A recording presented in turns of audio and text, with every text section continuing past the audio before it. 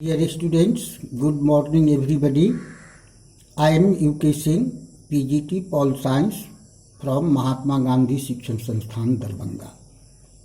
Dear students, it is a class for political science. In previous class of political science, we discussed about the path of the Indian Constitution. Means, how was Indian Constitution made? What difficulties makers faced?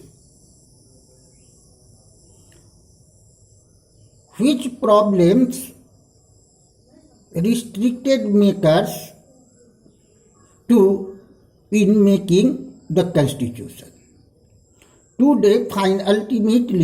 Today we will discuss about the Constituent Assembly as makers of the Constitution of India.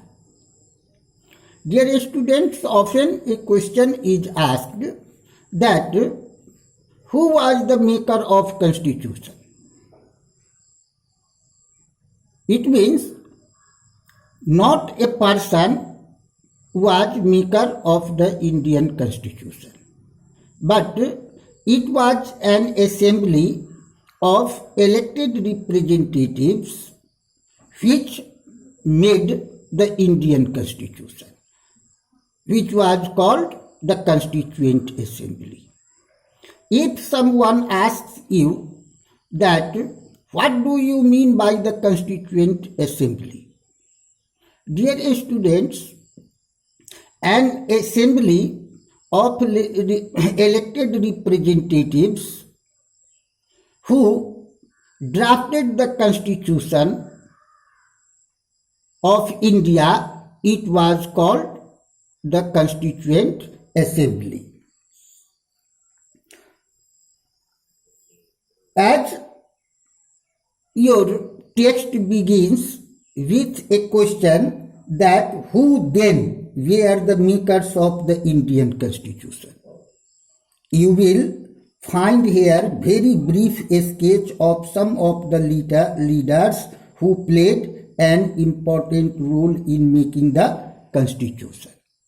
It means many leaders who were the members of the Constituent Assembly, they played very important role in making the Constitution of India.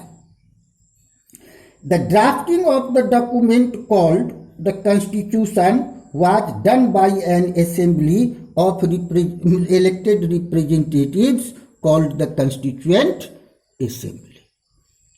As I told you earlier that an assembly of elected representatives who drafted the Constitution of India, it was called the Constituent Assembly.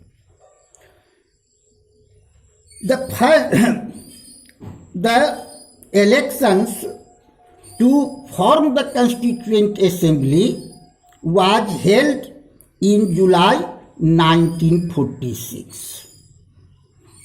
When was election of Constituent Assembly held? To election to Constituent Assembly or to form Constituent Assembly was held in July 1946. Its first meeting was held in December 1946. It means in July 1946, the election was held to form the Constituent Assembly and its first meeting was held in December 1946. But unfortunately, soon after its first meeting, the country was divided into India and Pakistan. So, the Constituent Assembly was also divided into India and Pakistan. It means some members became the members of the Constituent Assembly of India and some became for Pakistan. The Constituent Assembly that wrote the Indian Constitution, it had 299 members. It means the Constituent Assembly of India had 299 members. The Assembly adopted the Constitution on 26 November 1949, but it came in force on 26 January 1950, which is now celebrated as the Republic Day every year. That's why we celebrate Republic Day on 26 January every year. Now, question rises here, students, that why should we accept the Constitution made more than 50 years ago? What are the reasons that force us to accept the Constitution which was made about more than 50 years ago? We have already noted one reason above. The Constitution does, because why should, so we should accept the Constitution made before more than 50 years for following reasons or by following reasons. First, the Constitution was made by an assembly of elected representatives, not an individual. That's why we should accept the Constitution. It is first reason. The Constitution does not reflect the views of its members alone, but it expresses a broad consensus of its time. Second reason, it does not expresses the views of its members, but it reflects the views of its time. Many countries, for example, many countries of the world have had to rewrite their constitution afresh because the basic rules were not accepted to all major social groups and political parties. It means we should accept the Constitution because its basic rules were accepted by all major social groups as well as political parties and political parties.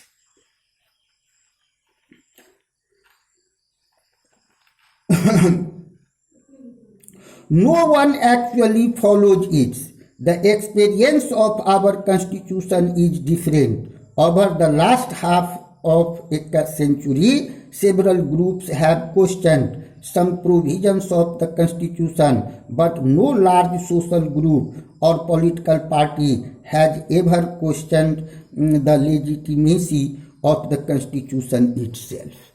It means some social groups have been arising the questions against some rules of the constitution, but not major groups has questioned or has raised questions against its legitimacy. Next, accepting the constitution that the constituent assembly represented the people of India. Because we should accept the constitution because the constituent assembly represented the people of India. So the constituent assembly could not have been chosen directly by all the people of India. It was elected mainly by the members of the existing provincial legislature that we mentioned above. It means, although the constituent assembly was not composed by the adult franchise, through adult franchise, but it was composed by the members of existing legislature. This ensured a fair geographical